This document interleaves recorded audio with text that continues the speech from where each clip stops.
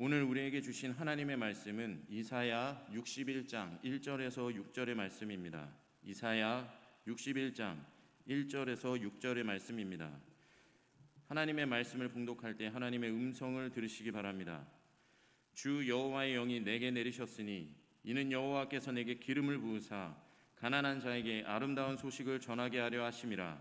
나를 보내사 마음이 상한 자를 고치며 포로된 자에게 자유를, 갇힌 자에게 노임을 선포하며 여호와의 은혜의 해와 우리 하나님의 보복의 날을 선포하여 모든 슬픈 자를 위로하되 무릇 시온에서 슬퍼하는 자에게 화관을 주어 그 죄를 대신하며 기쁨의 기름으로 그 슬픔을 대신하며 찬송의 옷으로 그 근심을 대신하시고 그들이 의의 나무 곧 여호와께서 심으신 그 영광을 나타낼 자라 일컬음을 받게 하려 하심이라.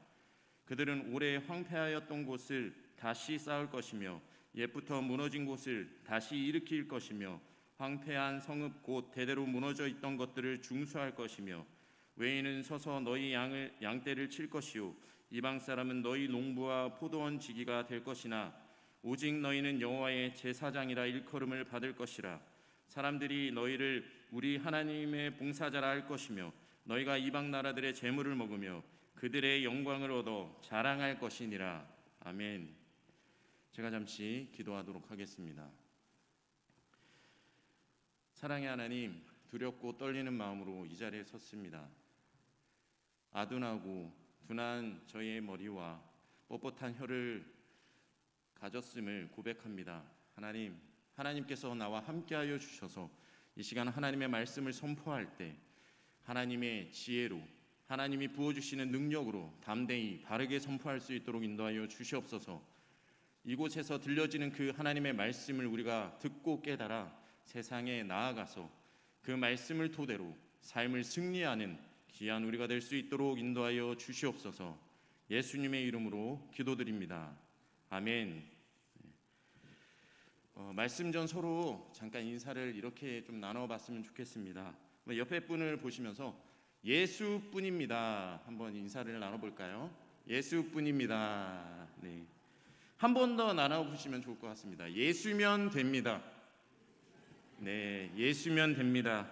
네, 마지막으로 예수와 함께 합시다. 네, 예수와 함께 합시다. 네, 감사합니다. 여러분, 그렇습니다. 오늘 말씀의 제목은 예수뿐입니다라는 제목으로 여러분과 말씀을 나누려고 합니다. 제가 살아오면서 짧은 인생이지만 지금까지 느꼈던, 그리고 이 자리에까지 있게끔 인도하신 분이 예수님인 줄 믿습니다. 그 예수님을 의지하며 오늘 말씀을 선포할 텐데 그 말씀을 하나님의 음성으로 듣고 그 은혜 속에서 기쁨을 누리고 돌아가시길 축복합니다. 한 가지 질문을 드리려고 합니다. 다들 요즘 평안하십니까? 네. 평안하시죠? 네. 네, 평안하시면은 너무나 다행이고 또 하나님께서 주시는 은혜로 아무런 무탈하게 삶을 살아내고 계시다면 너무나 기쁨일 것입니다. 그러나 삶은 녹록지 않음을 우리가 잘 알고 있습니다. 언제나 평안보다는 아픔과 힘듦 그리고 걱정과 근심이 끊이지 않는 삶을 우리는 살아내고 있습니다. 지금 이 시대를 살아가고 있는 지금 찬양팀을 섬기고 있는 우리 청년들부터 부모님 되시는 장년분들까지의 삶을 돌아보면, 살아왔던 시간을 돌이켜본다면 평탄함보다는 여러 굴곡이 있는 힘든 삶을 살아내셨을 것입니다. 이처럼 우리 피조물의 삶이란 한 치 앞도 내다볼 수 없는 안개 속에 가려진 길을 걸어가는 것 같습니다. 그러나 우리에게는 희망과 소망이 있습니다. 네, 무엇 때문일까요? 바로 하나님께서 우리와 함께 해주시기 때문입니다. 예수님의 보혈 때문입니다. 성령의 능력 때문입니다. 네, 우리와 함께 해주시는 하나님을 통해서 우리가 그 안개 속에 가려진 그 길을 밝히 비춰주시는 그 주님의 능력으로 바로 보며 나아갈 수 있는 것입니다. 오늘 이 시간 하나님의 말씀을 통해서 여러분들이 새로운 소망과 새로운 은혜와 새 힘을 얻고 돌아가시길 축복합니다. 성경은 우리의 인생의 갈 길을 밝혀주는 등대와도 같다고 합니다. 네, 그리고 나의 삶을 빗대어 볼 수 있는 거울과도 같습니다. 특히나 성경 속에 많은 민족들과 많은 사람들이 있지만 하나님의 택함을 받았던 이스라엘 백성들의 모습을 본다면 오늘의 나의 모습, 우리의 모습과 너무도 닮아 있음을 우리가 깨달을 수 있습니다.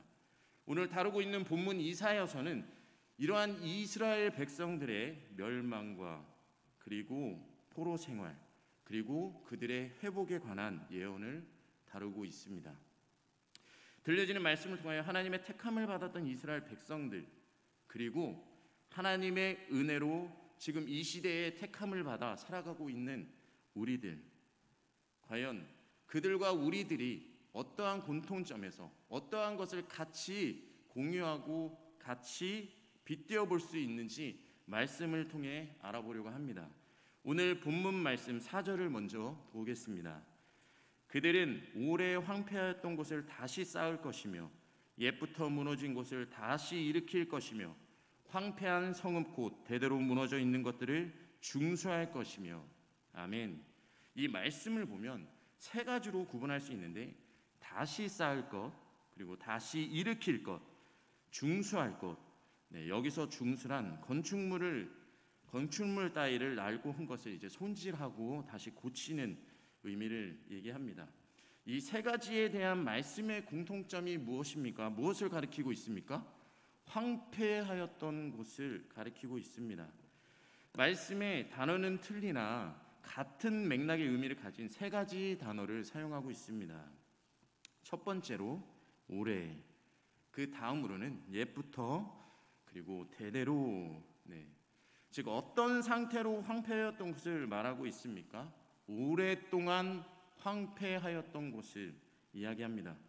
이스라엘 백성들이 바라보았을 때 자신들이 회복되어야 할 눈앞에 명확히 보이는 것은 무너진 예루살렘 성이었습니다. 그리고 농사조차 지을 수 없는 황폐해진 폐허가 돼버린 자신들의 고향이었습니다. 그러나 과연 이스라엘 백성, 피조물의 관점이 아닌 하나님의 관점에서 황폐해져 버린 것이 무엇인지를 우리는 다시금 생각해 봐야 합니다.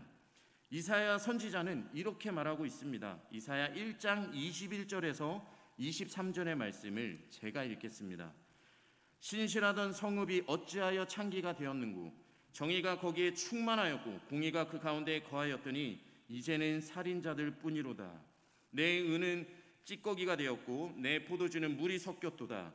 내 고관들은 폐역하여 도둑과 짝하며 다 뇌물을 사랑하며 예물을 구하며 고아를 위하여 신원하지 아니하며 과부의 송사를 수리하지 아니하는도다. 황폐했던 것이 무엇이라고 말하고 있습니까? 무너진 예루살렘 성토입니까? 폐허가 되어버린 그들의 땅입니까? 그것은 바로 그들의 무너진 마음을 이야기하는 것입니다. 그들의 무너진 심령을 이야기하는 것입니다. 하나님의 말씀이 전혀 실행되지 않고 지켜지지도 않고 행해지지 않았던 이스라엘 백성들의 탐욕과 탐심, 정의가 무너지고 공의가 무너져 버린 심령을 이야기하고 있는 것입니다. 창기가 되었고 살인자들 뿐이고 은은 찌꺼기가, 포도주는 물이 섞였고 폐역하고 도둑과 짝하며 뇌물을 사랑하고 예물을 구하며 고아를 신원하지도 과부의 송사를 수리하지도 아니하는도다. 도덕적인 윤리적인 타락, 하나님 앞에서 그들은 전인적인 타락을 하였던 것입니다. 이스라엘 백성은 하나님의 살아계심, 하나님의 그 역사하심을 눈으로 보고 피부로 느끼고 그리고 체험하며 살아왔던 자들입니다. 그러한 백성들이 생각과 마음과 행동으로 모든 면에서 타락하고 범죄하였다는 것입니다. 말씀 한 절을 더 보겠습니다. 이사야 1장 11절입니다. 말씀을 계속 띄워주시면 감사하겠습니다. 여호와께서 말씀하시되 너희의 무수한 재물이 내게 무엇이 유익하뇨. 여러분, 이스라엘 백성들이 종교적으로 얼마나 정성껏 제사를 지내고 제물을 준비하고 종교의 행위를 얼마나 강하게 강조하였습니까? 다시 11절을 읽겠습니다. 여호와께서 말씀하시되 너희의 무수한 재물이 내게 무엇이 유익하뇨? 나는 숫 양의 번제와 살찐 짐승의 기름에 배불렀고 나는 숫송아지나 어린 양이나 순 염소의 피를 기뻐하지 아니하노라.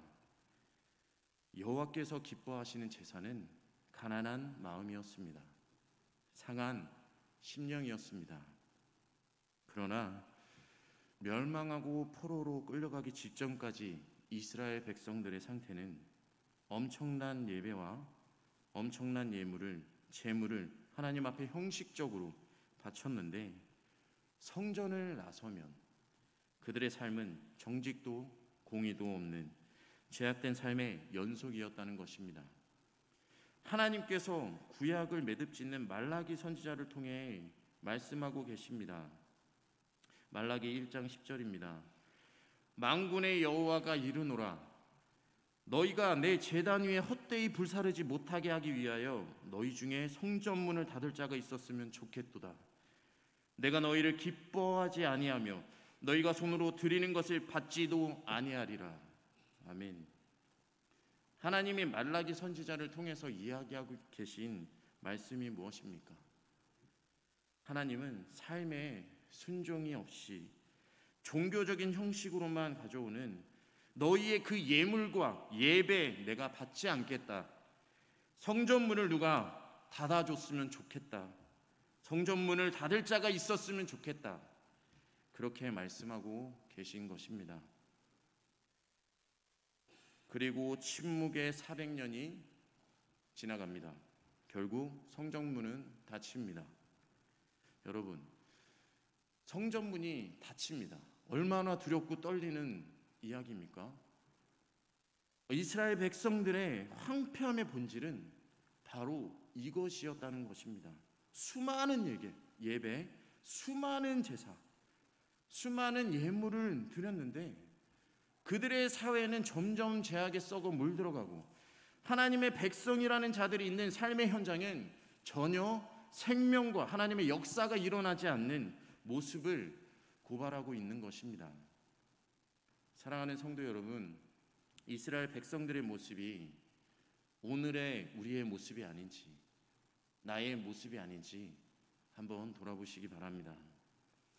이스라엘 백성들의 시대와 같이 지금 우리가 살고 있는 시대는 다양한 위기 속에서 살아가고 있습니다. 지금 우리가 겪고 있는 위기 중에서도 당장 눈앞에 직면한 위기가 무엇이 있습니까? 네, 바로 코로나 위기입니다. 그러나 이 위기는 어찌 본다면 명확한 위기입니다.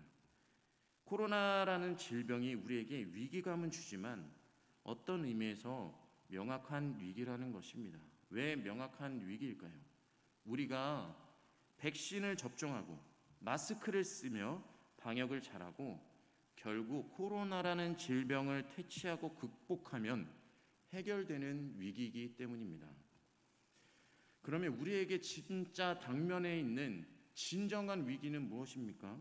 코로나 시기를 지나면서 분주한 일상과 또 이러한 상황과 어려움 속에서 신앙생활을 하느라 미처 무너지는 줄도 모른 채 살피지도 못했던 내 속에 무너져 있는 그것을 보지 못하는 게 더 심각한 위기라는 것입니다.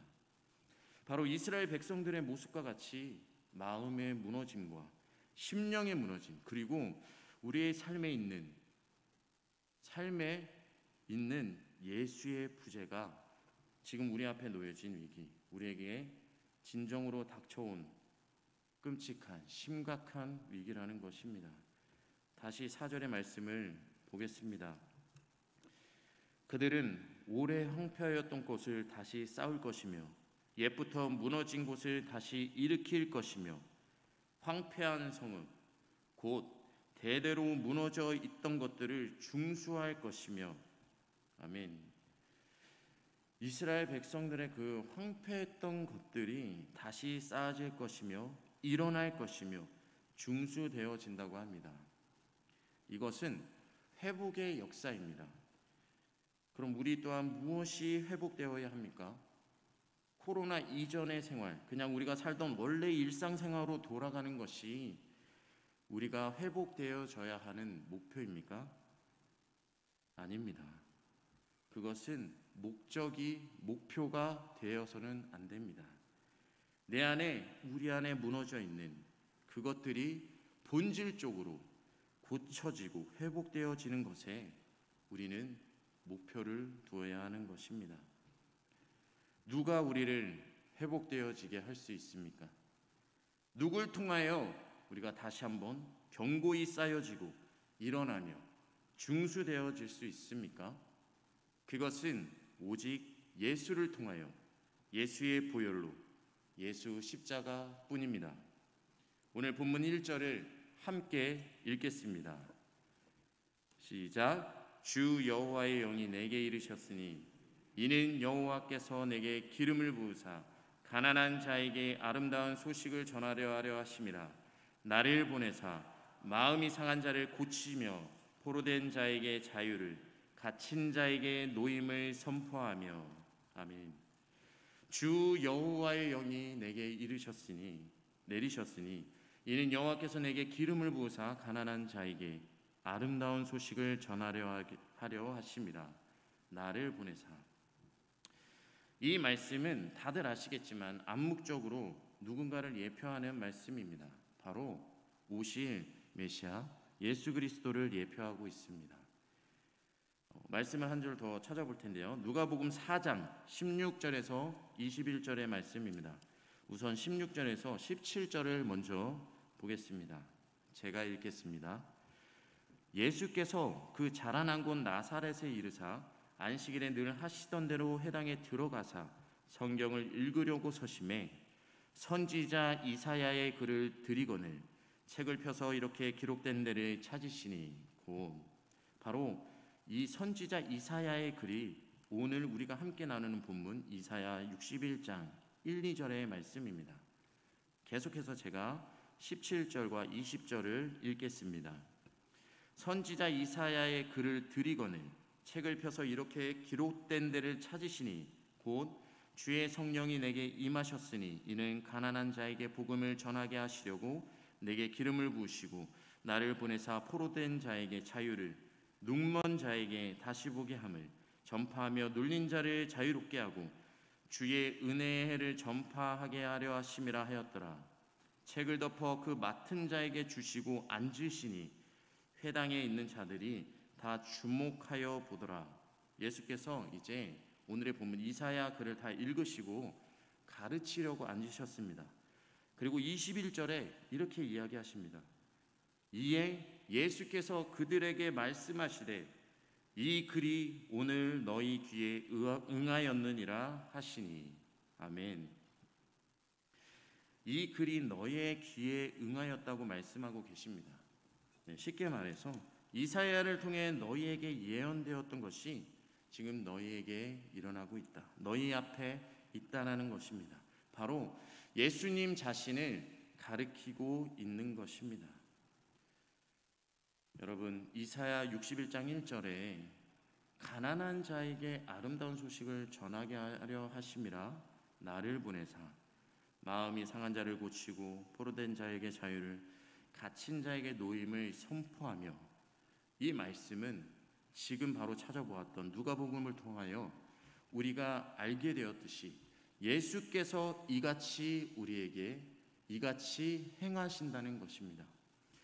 여기서 가난한 자, 가난함이라는 히브리어로는 아나빔이라고 하는데 성경의 여러 번역본을 통해 보면 이 단어를 우리말 성경에서는 모두 가난한 자 이렇게 번역했고, 여러 영어본에서는 압제받는 사람들, 가난한 사람들, 고통받는 사람들로 해석하고 있습니다.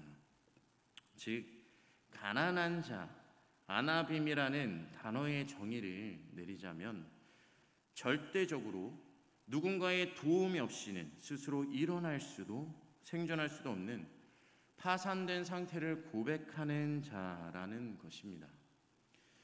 오늘 이사야의 글을 보니까 가난한 자에게 아름다운 소식을 전하려 하려 하신다고 합니다. 그 가난한 자가 누구입니까? 마음이 상한 자, 포로된 자, 그리고 갇힌 자입니다. 바로 연약하게 그지없는 저와 여러분을 뜻하는 것입니다. 이 시대를 살고 있는 황폐해진 또 다른 이스라엘의 백성들을 지칭하는 것입니다. 심령이 무너지고 상한 자들, 그리고 사단의 권세에 굴복하고 포로된 자들, 죄악의 수렁에 갇힌 자들에 대한 이야기인 것입니다. 그러한 자들에게 예수께서 고치며 자유케 하며 그리고 노임을 선포하게 하신다고 말씀하고 계시는 것입니다. 일생의 모든 위기 속에서 아름다운 소식인 구원을 성취하신 것처럼 모든 것을 이기시려, 우리로 하여금 이기게 하시려 오신다는 것입니다. 회복시켜 주신다는 것입니다. 그러한 이런 구원의 역사, 회복의 역사가 우리가 동참하며 나아가려면 그것은 바로 권자이신 예수 그리스도를 구주로 모시고 그 예수를 오직 나의 구주, 나의 주인으로 고백하며 예수만이 소망이고 생명임을 인정하며 나아가는 것입니다. 본문 이전의 말씀입니다. 여호와의 은혜의 해와 우리 하나님의 보복의 날을 선포하여 모든 슬픈 자를 위로하되. 아멘. 여호와의 은혜의 해와 우리 하나님의 보복의 날을 선포하여, 여기 두 극단의 날을 이사야 선지자가 소개하고 있습니다. 하나는 은혜의 해, 하나는 보복의 날입니다. 이 두 날은 예수님의 초림과 재림을 두고 이야기하는 것입니다. 그런데 사실 같은 날로도 생각할 수 있습니다. 어떻게 이 두 날이 같은 날일까요? 바로 복된 소식을 받아들이는 자에게는 은혜의 날이 되고, 이 복된 소식, 그 소식을 거부하고 거절하는 자에게는 보복의 날, 심판의 날이 된다는 것입니다.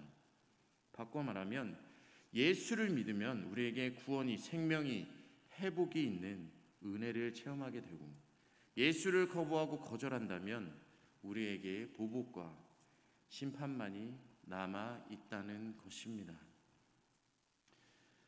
사랑하는 성도 여러분, 우리는 너무도 죄악이 팽배한 시대를 살아가고 있습니다. 영적인 암흑기에서 살아가고 있습니다. 자신 스스로 느끼지도 못하고 무너져 갈 만큼 타락한 시대의 온상에 빠져 살아가고 있습니다. 이러한 영적으로, 육적으로 엄중하고 어렵고 힘든 시기를 살아가는 우리들의 모습은 모두 다 같을 것입니다. 그러나 이러한 인생 가운데 누군가는 은혜의 날들을 보내는가 하면 누군가는 이러한 시대적 죄악에 빠져 자멸되어져 가는 사람들이 있다는 것입니다. 여러분은 어떠한 사람이 되시겠습니까? 은혜의 날들을 만끽하는 삶을 살아내는 자가 되시겠습니까? 아니면 심판을 기다리며 자멸의 길로 걸어가는 자가 되시겠습니까? 은혜의 날을 누리며 사는 자가 되려면 우리가 하나님 앞에 피조물이며 연약한 존재라는 사실과 그 한계를 인정해야 합니다. 창조주 하나님의 구원의 역사, 그리고 십자가 사건, 오직 예수 그리스도밖에 없음을 기억하고 의지하며 살아가야 하는 것입니다. 마지막으로 하나님은 예수뿐임을 고백하고 믿는 자들에게는 그들을 단순히 회복시키는 것만이 목적이 아니라 이 회복을 통해서 하나님의 영광이, 하나님의 역사가, 그 구원의 은혜가 우리를 통해 세상과 삶 속에서 나타나게 하시길 원하십니다. 본문 6절의 말씀입니다. 오직 너희는 여호와의 제사장이라 일컬음을 받을 것이라. 사람들이 너희를 우리 하나님의 봉사자라 할 것이며 너희가 이방 나라들의 재물을 먹으며 그들의 영광을 얻어 자랑할 것이니라. 아멘. 말씀처럼 하나님의 계획하심은 단순히 이스라엘 백성들을 고향 땅으로 돌아오게 하고 황폐했던 것들을 회복시키는 것만이 목적이 아니셨습니다. 온 열방이 하나님의 존귀와 영광을 드러내기 위해 이 백성을 하나님께서는 뭐로 쓰신다고 하십니까? 제사장으로, 그리고 하나님의 봉사자로 쓰신다고 말씀하십니다. 이 말씀은 신약에서도 이렇게 말씀하십니다. 베드로전서 2장 9절의 말씀입니다. 우리가 너무도 잘 아는 말씀입니다. 함께 한 목소리로 읽도록 하겠습니다. 시작. 그러나 너희는 택하신 족속이요 왕 같은 제사장들이요 거룩한 나라요 그의 소유된 백성이니 이는 너희를 어두운 데서 불러내어 그의 기이한 빛에 들어가게 하신 이의 아름다운 덕을 선포하게 하려 하심이라. 아멘. 그렇습니다, 여러분. 우리는 예수를 믿고 예수뿐임을 고백하며 회복되어졌을 때 그 자리에 서서 안주하면 안 되는 것입니다. 우리의 목적은 일상의 회복이, 내 삶의 회복만이 아니라 여전히 어둡고 썩어가며 사망의 골짜기로 달려가고 있는 이 시대상에서 복음은 필요하고 어둠을 밝힐 빛과 소금은 필요하기 때문에 우리가 나아가야 하는 것입니다. 그 역할을 우리에게 하나님께서 주신 것입니다. 우리를 위해 하나님께서 예수 그리스도를 보내신 것 같이 기억하십시오. 이젠 예수께서 우리에게 성령을 부어주시고 세상을 향해 보내시고 계신다는 것을 말입니다. 여러분, 삶을 살아가는 해답은 예수라 고백합니다. 그런데 현실은 그게 아니라 이야기를 합니다. 세상 속에 빠져 그곳에 젖어들어 살아갈 때 어둠 속에 있다면, 어둠 속에 갇혀 있다면 하나님이 잘 보이지 않습니다. 우리의 능력으로는 그 어둠을 해칠 수도 없습니다. 그러나 빛으로 오신, 우리의 구원자로 오신 예수 그리스도의 그 생명과 그 보혈로 우리가 그 빛을 바라보고 그 어둠을 물리치고 이 시대를 살아갈 때 기쁨으로, 그리고 제사장직을 감당하며 살아갈 수 있는 것입니다. 여러분들 누구를 믿고 사시겠습니까? 나의 능력입니까? 나는 오직 예수 그리스도를 믿고 살아간다는 그 고백을 가지고 살아가시는 모든 성도님들과 우리 청년들이 되길 축복합니다. 기도하시겠습니다. 사랑의 하나님, 나의 황폐해진 그 나의 무너져 내린 신앙과 그 믿음을 예수 그리스도의 이름으로 회복시켜 주시옵소서. 세상 속에 나아가서 온전히 예수만을 선포하며 온전히 예수가 다다, 그 담대함으로 나아가며 싸워 이길 수 있는 우리가 될 수 있도록 인도하여 주시옵소서. 모든 것에서 내가 아닌 오직 주님만을, 오직 하나님께만을 영광 올려드리는 삶을 살아낼 수 있도록 주님 함께하여 주시옵소서. 예수님의 이름으로 기도드립니다. 아멘. 이 시간 삶의 예배 찬양하시면서 하나님께 예물 올려드리겠습니다.